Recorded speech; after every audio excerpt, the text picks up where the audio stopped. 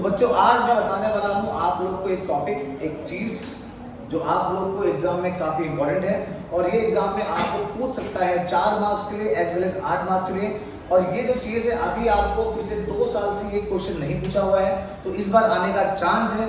आ गया तो आपका बहुत ज्यादा फायदा हो जाएगा, नहीं आया तो फिर भी आपको 4 मार्क्स के लिए तो आने वाला ही है ना। तो मैं बात कर रहा हूँ चैप्टर नंबर 2 की, जिसमें आपके 6 टॉपिक है: planning, organizing, directing, staffing, coordinating and controlling, है ना। As we know, planning is the first function of management and controlling is the last function of management, है ना।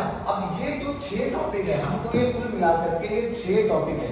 अब सर 6 टॉपिक है, इसमें याद कैसे करें? और इसी टॉपिक में से हम लोग को एक मेजर क्वेश्चन आता है फंक्शंस ऑफ मैनेजमेंट में से एक हम लोग को एक इंपॉर्टेंस आता है, इसका होता है इंपॉर्टेंस। क्या आता है ये होता है हमारा इंपॉर्टेंस। अब इंपॉर्टेंस ये एक ऐसा क्वेश्चन है, आपको ये 6 के 6 में कहीं भी आपको पूछ सकता है। For example importance of planning, importance of organizing, importance of directing, importance of staffing, importance of coordinating and importance of controlling.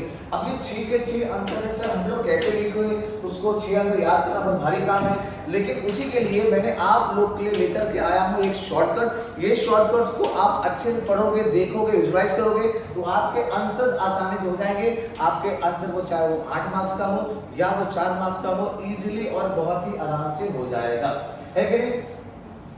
तो फटाफट चाहिए तो आप इन सारे चीजों का स्क्रीनशॉट लेकर के आप लिख लीजिए और साथ ही साथ में आप हर एक चीज जो वीडियो है इसको अपने दोस्तों में शेयर कर दो। बिकॉज अगर वो पॉइंट भी लेकर के आएगा, उसमें कुछ लिख करके भी आएगा तो उसको आसानी से मार्क्स मिल जाएगा। मैं पॉइंट एक्सप्लेन नहीं करने वाला हूँ आप लोग को, इसका जो एक्सप्लेनेशन है इसका मैं एक पीडीएफ बना करके मैं आप लोग के इसी यूट्यूब वीडियो के डिस्क्रिप्शन में डाल दूंगा, तो आप उसको वहां पर देख करके पढ़ लेना और उसको समझ लेना, है ना। एज ऑफ नाउ मैं आप लोग बताने वाला हूँ कि ये क्या चीजें हैं और बहुत ही शॉर्ट में आपको सिखा दूंगा। ये वीडियो बहुत लंबा होने वाला नहीं है, इसीलिए इस वीडियो को अपने दोस्तों में शेयर कर दो और अपने दोस्तों का 4 से 8 मार्क्स 10 मार्क्स उनका फायदा करा दो, है कि नहीं।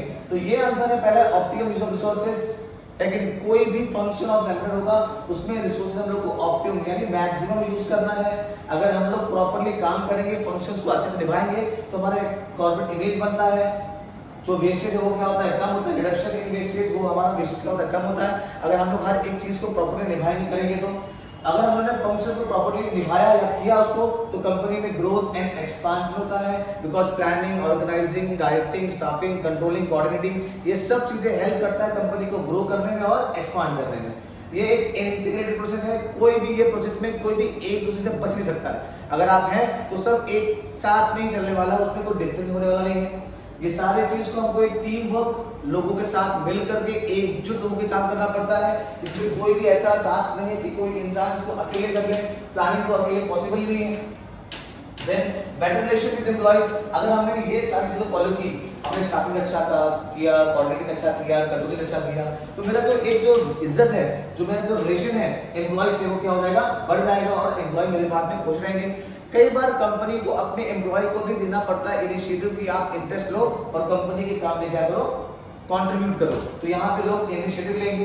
देन मोटिवेशन, अगर सब अच्छे के साथ में होगा तो जो आपकी कंपनी में एम्प्लॉय काम कर रहा है वो बहुत मोटिवेटेड रहेगा और आपके बिहाफ पर वो क्या करने वाला है, बेहतरीन तरीके से काम करने वाला है। आपके एब्सेंटीज्म होगा, कम होगा।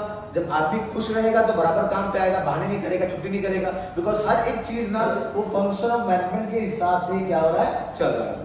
फिर उसके काम में आ जाएगी हाई एफिशिएंसी और वो हर एक काम पे नए नए तरीके या इनोवेटिव आइडियाज से वो क्या करने वाला है, परफॉर्म करने वाला है। तो ये पूरे 12 पॉइंट्स है। अब बोले सर 12 पॉइंट आपने दे दिया है, एग्जाम में लिखना कितना है, करना कितना है, मुझे तो आइडिया बिल्कुल भी नहीं है। तो आपके एग्जाम में मैं बोल रहा हूं, अगर ये क्वेश्चन अगर आप लोग को 8 मार्क्स का आता है, अगर 8 मार्क्स का आपको आ रहा है तो you have to write 10 point for full marks. कितना? आप 10 पॉइंट लिखो मैक्सिमम। जो पढ़ने वाले बच्चे हैं वो 10 पॉइंट लिखे, जिसको लगता है कि मैं 1-2 पॉइंट भूल सकता हूं, they can go for 8 points. आप लोग 8 पॉइंट लिखो। और जिसको लगता है कि आई हैव टाइम, मैं पूरा कर सकता हूं, मुझे कोई दिक्कत नहीं सर, आप मैं पूरा लेकर के आऊंगा मैं, तो आप ये पूरे 12 के 12 पॉइंट लिखो, कोई दिक्कत इसके अंदर नहीं है। देखो जितना आप लिखोगे उतना आपको मार्क्स मिलने वाला है। ये वीडियो मैं यहाँ पे फिनिश करता हूँ, फटाफट इस वीडियो को शेयर कर दो।